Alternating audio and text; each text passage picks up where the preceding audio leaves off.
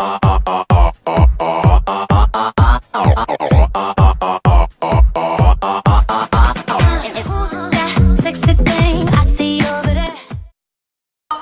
let's start.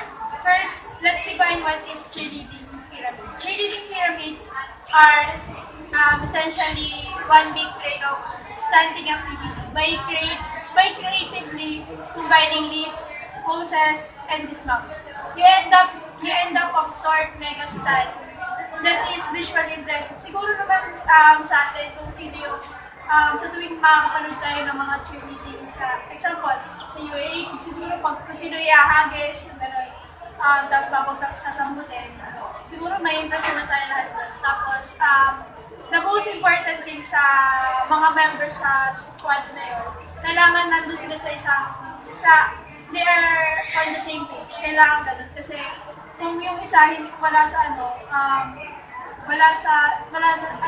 vision doon, siguro pangit kung makalabas nung kanilang presentation. These are the basic terms of the cheerleading pyramid. First, flyers. Flyer is the very top of the pyramid. She will fly back down to the safety. That's why she called flyer. And next one is the base. The base is the bottom of the pyramid. Next is the one and a half height. This refers to the height of the pyramid. The height of one person and a half height of the another person. Next is the two height. Two height is this refers to the height of two person of the pyramid. Next is the 2.5 height of the pyramid. This refers to the two height of the two person and one and half height of another person. And that's all. And now, let's talk about how to build a pyramid. There are several ways to create a pyramid or to build pyramid. The first is the transition or setup, the load, the hit, and the dismount. First, let's talk about the transition or setup. This is when all the cheerleader gets into place. At yung karaniwang ginagamit ng mga cheer dancers na non-pro at kadalasan ginagamit ito sa mga mababang competition lang. At hindi to katulad ng ibang way para makakita ng pyramid. Ito yung napakasimple nila. Ito yung point na kung saan yung mga dancers may movements silang ginagawa or steps na ginagawa na kung saan yung ginagamit yung transition nila para makakita ng pyramid. For example, ito yung mga dancers na magkakaiwalay. Dahil may movement at steps silang sinusunod, yun yung ginagamit nilang transition para magsama-sama at makakita ng pyramid. Yun yung transition or setup. Pangalawa, yung the load. Ito yung mga kadalasang ginagamit ng mga professional cheer dancers at pamataasan na competition. Ito yung medyo komplikado kasi delikado to kasi yung may mga bubuhati na dito at delikado. So kailangan na maiging pagsasami para masagawa ito. Pero kapag na-perfect na yung way na to at na-perfect na yung pagpapractice na the load na way na paggawa ng pyramid, malaking purpose ito kung nakikipag-compete ka sa ibang kalaban sa cheerleading. Tapos, ang pangatlo ay yung dahi. Ito yung kung saan, ito yung pagwawakas kung saan, kagaya ka sinabi ko kanina sa transition, dito, may movement din para sa end, makagawa ng final pose. Ito yung malaki din puntos nito kung magiging success yung paggawa nito sa final pose na kung saan makaka-attract at mabilib sa mga manonood. And last, yung the dismount. Ito yung padugtong ng dalog na kung saan yung flyer, the flyer dismount when she jumped off the pyramid and lands safely on the ground. Kung saan yung dalog na nagawa nila ng perfect at walang mali at yung flyer safe na nakababa at walang nangyari masama. Yun Yun yung apat na way para makapag-build ng pyramid. Pero ito yung mga dapat tandaan para maging success yung paggawa ng pyramid. Hindi kailangan magmadali, hindi kailangan ah, bilisan kasi ang ilang pyramid dito masyado komplikado. Kailangan ng time at awareness din para sa mga dancer para makagawa ng pyramid. So, yun lang yung way para makagawa. Now, let's move to the next step. 5 steps to a cheerleading pyramid. 5 steps to a cheerleading pyramid. Number 1. Break up the pyramid into sections or sides. Build each side one at a time before putting it together. For the first timer, always remember use extra spotters and catchers for your safety. Number 2. Load the mid bases. Make sure that they are solid and steady. Number 3. Load the top flyers. Number 4. If the flyer comes down but the mid bases remain, load the flyer again. If the flyer still can't hit it, take a break to avoid fatiguing the bases. And lastly, number 5. Once the top flyer gets in position and hits it, have her dismount first. Next, the mid bases should be dismounted. After everyone can hit all their positions, putting it together should be very easy. So now that we are done to the 5 steps to a cheerleading, we will now move on to the pyramid stand. First, the simple pyramid. From the word itself simple, it is not hard to understand or do. It is not hard to execute, as you can see on the picture. The next one is the inside hitch. This is called an inside hitch because of the final pose. Foot on the thigh of the middle flyer or the flyers. The last one is the wolf wall pyramid, the hardest pyramid stand known to cheerleading. Wolf wall pyramid seems like fluid motion. The goal is to always work completely as a team so that it seems as if you are simply an extension of one another. Now, let's talk about the basic cheerleading stunts. Best easy cheerleading stunts. Try some of these basic stunts with your squad and use them as a starting point to create new and original stunts together. Let's start with the shoulder seat. Probably one of the easiest and most common stunt is the shoulder seat. This stunt requires 3 people, a base, spotter, and flyer. The base lunges with her right leg to the side at a 90-degree angle. The flyer stands behind the base and places her right foot on the base's bent leg as near to the hip as possible and jumps up, swinging her left leg over the base's left shoulder. The right leg follows over the right shoulder. As the flyer swings the right leg into place, the bases should stand. The flyer can hook her legs around the base's back for added support. A spotter stands behind the pair to catch the flyer if she loses her balance and falls. The next one is L stand. The L stand is often seen at basketball games and performed during the basketball cheers and chants. While it is an easy stand, it is fairly impressive looking. When done synchronized by more than one pair, these stands can appear more complicated than it is. This stance requires 2 people. Now let's do the L stand. The spotter stands behind. The base lunges her right leg at a 90-degree angle just as for a shoulder seat. The flyer stands behind the base's right leg and places her right foot near the top of the leg by the hip.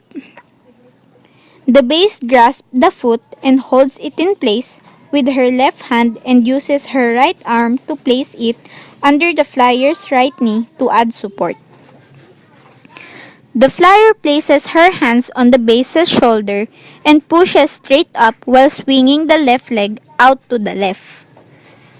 As the flyer extends her left leg, The base should move her left arm to a V position, helping to extend the flyer's leg into an L position and holding the pose.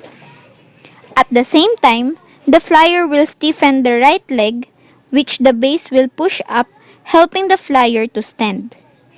In the video, the flyer then ends in a shoulder seat. Alright, once again, we're going to go ahead and get in the squat position. Bring your left leg up, grab with the toe, hold tight here. You're really going to want to push up. So here we go. Ready? 1, 2, down, straight up. Okay? Base, go ahead and bring your arm up, leg up, hit your L, pointed toes. Now to transfer into a shoulder sit, all we're going to do is bring our leg down. She's going to squat, wrapping the legs behind, hitting a high V. Now to come. The other one is Thai stand. Thai stand is a stand that almost resembles a pyramid, but it is perfect for younger and beginner squads. These stands require 3 people, 2 bases and a flyer. A spotter is not usually required, but the coach should decide whether or not on he is warranted. A spotter might be a good idea with younger children. Now let's start the Thai stand. 2 bases stand side by side in a lunge. One base will lunge to the right and one to the left with the bent legs facing each other and feet side by side. The flyer places her foot on one base's thigh up near the hip and her hands on 2 base's shoulders. The left base should grab her foot with the left hand and places her right arm under the flyer's knee. The flyer then pushes up into the place, putting the other foot on the other base's thigh and locking her legs into place. The right base should grab the flyer's foot with the right hand and hook the left arm around the back of the knee. When the flyer gains her balance, she lifts her arms into high V or on her hips in the ready position.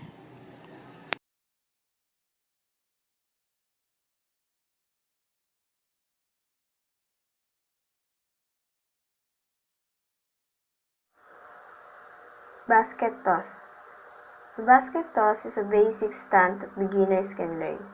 As the base and the flyer improve, the stunt can be more impressive by throwing the flyer up higher in the air. For a basic basket toss, you will need at least 4 cheerleaders, a back spot, 2 side spots, and a flyer. If the base is a bit unsteady, a front spot can be added for stability and to better protect the flyer.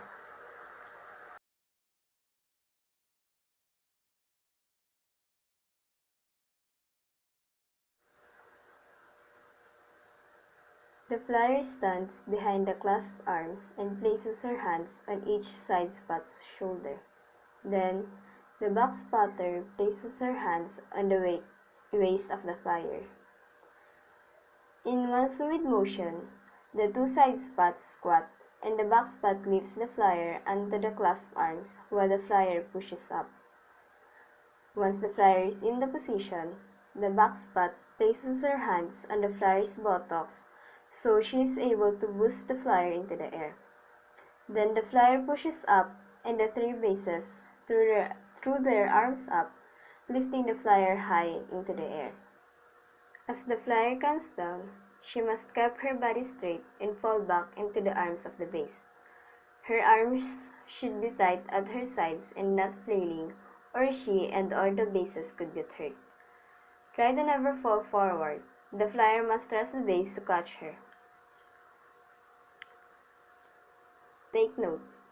It bears repeating that this stunt should never be attempted without a trained coach overseeing the practice. A trained cheer coach will make sure the bases and the flyer are in their correct position, using the right technique, and that everyone from the flyer to the back spot know what their roles are and how to safely land and the stunt. The next stunt is the elevator. The elevator stunt is also a basic stunt that can be adapted into more advanced stunt later. You will need 4 cheerleaders to complete this stunt. 2 side spots, a back spot, and a flyer. A front spot is also optional. The side bases should stand across from one another with the flyer behind. The flyer places her hands on the side spot's shoulders. The back spot stands behind the flyer with the hands on the flyer's waist. Once everyone is in the correct position, the two side spots should squat with their hands cupped. On a count of 4, the back spot should lift the flyer so that she steps into the side spot's cupped hands.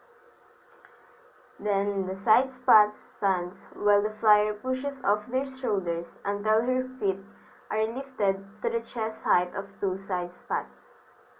The back spot steadies the flyer's legs by holding her legs in place. You will also need a trained coach overseeing this practice. A trained cheerleader will make sure the bases on the flyer are in the correct position, using the right technique, and that everyone from the flyer to the back spot know that their roles are and how to safely land the stunt. Now that you've heard about the basic stunts in cheerleading, let's go now to the difficult ones. We have first the basket toss. Well, you've heard the basket toss a while ago in the basic stunt that you may use in cheerleading. Well, it is also considered as a difficult one in terms of cheerleading. The basket toss, again, I will explain it. It is considered an advanced cheerleading stunt and is often one of the first advanced cheerleading stunts mastered by a squad. Essentially, two bases create a basket by each grabbing their own right wrist with their own left hand and grabbing the other's left wrist with their right hand. There also needs to be two spotters, one in front and one at the back. The flyer places her feet in the basket, and the bases and flyer dip twice and toss her into the air. Most flyers will do a toe touch, a twist, or another trick while flying in the air. Well, that's the basket toss. Let's move on to another difficult cheerleading stunt. It is called 2:2:1 pyramids. Well, 2:2:1 pyramids are pyramids that are essentially 3 stories high. In the last few years, cheerleading organizations have sought to regulate the stunts by requiring the groups perform in the suitable matting underneath. Consequently, you won't generally see a 2:2:1 high pyramid at a basketball game since the mats are bulky and difficult to get out in the time allotted. But however, you will see them in some competitions. A 2:2:1 pyramid requires at least 4 bases and of course several spotters. 2 bases on the end toss up their flyers to shoulder height. The 2 bases in the middle take their flyer and launch her straight up to either the hitch position or to a full extension. The flyer in the middle is then supported by the second level and spotted by the bases who launched her and additional spotters. So, for you to understand it fully, let's check it out and watch this video about 2:2:1 pyramids. Now that we've learned our base position of toss shoulder stand, and we've just shown you the pitch up with our partner at the top, we're going to add that together into our first pyramid, which is a 2:2:1 pyramid. The 2 outside ladies are going to be toss shoulders, and we've shown you that already. Our middle girl, Megan, she's going to be the pitch up, and she's going to go to the second level of the pyramid. Okay? Looks like this. Once these ladies execute the toss shoulders, Megan will then be pitched up. As she's pitched up, your ladies with their inside arm will scoop up underneath her feet. With their outside arm, they will wrap around the leg and squeeze into their body. Okay? Just like that. For the dismount, they will simply pop through, 1, 2, and they will clean to their arms as she pops off. Okay? Let's see that one more time for just the ladies, because you've already learned the parts for the guys. So again, these ladies toss shoulders. As she comes up through the pitch up, they'll grab underneath toe, okay, letting that foot rest right on their arm here. Outside arm will grab around and squeeze in. For the dismount, once again, the shoulder stand ladies will pop off as well, and they will grab their partner, like we've already taught you with the pop down. So it goes 1, 2, they pop off. Shoulder stand ladies grab their guys. Megan grabs her guy, and her foot comes back up for the re-catch. So we're going to show you that all together. This is the 2-2-1 pyramid.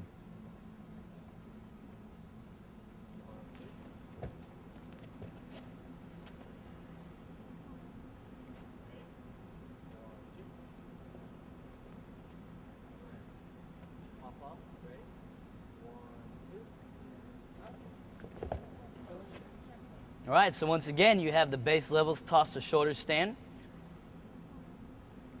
We have our toe pitch in the middle, toss to the second level, and then they pop down, just like we've taught you. One important note is that the guys, whenever they're in shoulder stands, to keep their elbows pulled in very tight to the front. If their elbows are out to the wide, you might hit your partner on the way up, okay? So that's the 2-2-1 pyramid. Third, we have adding elements to difficult stance. Once you've mastered the basic moves, adding elements like flips, jumps, and various tricks helps make the stunt you're doing look as complicated as it really is. So, you see, by mastering the basic stunts, you can now add up a spice, different elements to make your cheerleading stunts as more difficult, as more complicated, as more attractive, right? By adding like flips, jumps, and various tricks, you may attract more audiences to watch your cheerleading. Now we have tackled the different stunts. Let's go to the elements of different stunts. Once you've mastered the basic moves, adding elements like flips, jumps, and various tricks helps make the stunt you're doing look as complicated as it really is. So, we have 3 elements, and we start off the advanced loads. The simplest way to take a load from being ordinary to extraordinary is to add some tumbling.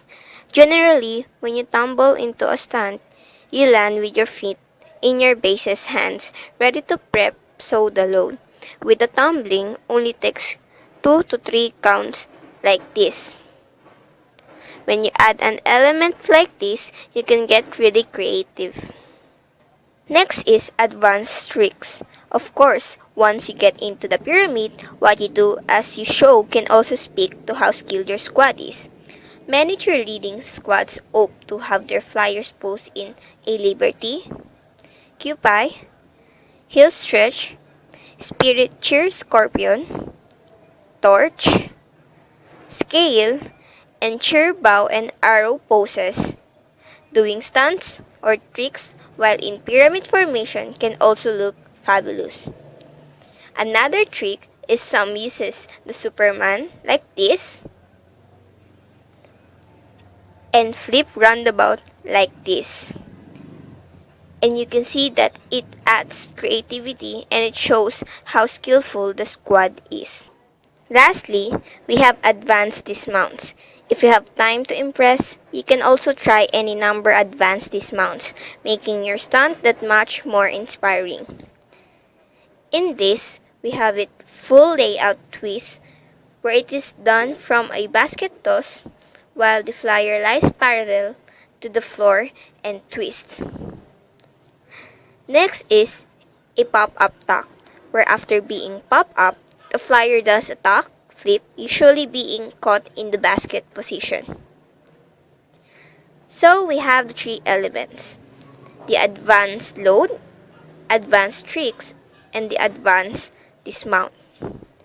Always remember, when you prepare for more difficult stunting, it's important to not only prepare yourself physically, but also mentally. Here are the 5 famous cheer stunts. For the bow and arrow, start with feet slightly apart. Keep one leg straight. Raise the other leg into a side heel stretch, holding with the arm on the same side. If you raise your right leg, hold with your right arm. Take the opposite arm and form a bow over your head, grabbing the foot. With the same arm as the leg that is lifted, create the bow by pointing the arm straight through the other bowed arm. When done correctly, this stunt will be smooth and fluid. A choppy bow and arrow can cause you to lose your balance and tumble off the pyramid.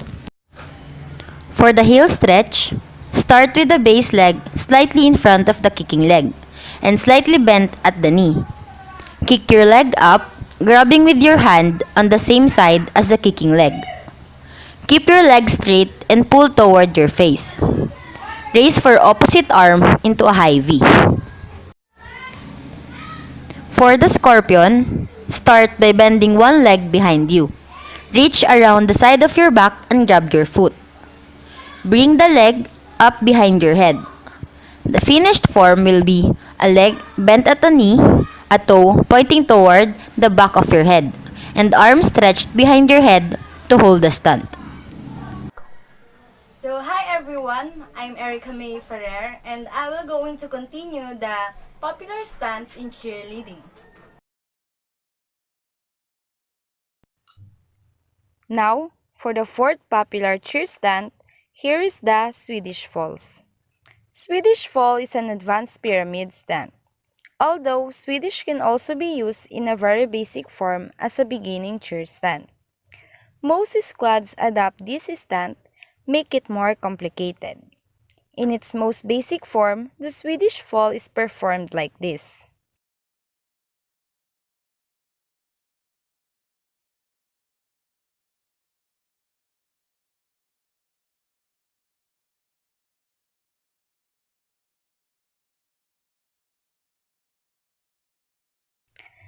A base with 4 girls with 2 flyers, 2 center bases face one another, and 2 outer bases face straight ahead. The flyers place their arm on the shoulder of the center bases and jump, lifting their legs out straight. As each girl kicks into the air, the outer base on her side grabs one leg and holds it straight up. The flyer then lifts the other leg at 90-degree angle. Now, let's move on for the fifth and last popular cheer stunt, the dead man. This stunt is a way of dismounting out of a pyramid. The flyer falls backward off the base and several spotters catch her. In more advanced variation of this stunt, the spotters will pop the flyer back up in the air, where she will rise back up on the pyramid and hold a stunt pose, such as a liberty. The dead man can be a dangerous dismount. Make sure you have the proper spotters, training, and complete balance and control before falling. This stunt shall never be attempted without first practicing with the professional and getting it okay from your coach to perform it. So, after knowing the difficulties and easiness of the stunts, I hope you learned about stunts, not just stunts, but also about the pyramid and cheerleading. So, don't rush yourself in doing these routines. Take it little by little and step by steps. And also remember to ask assistance to your coaches. Thank you.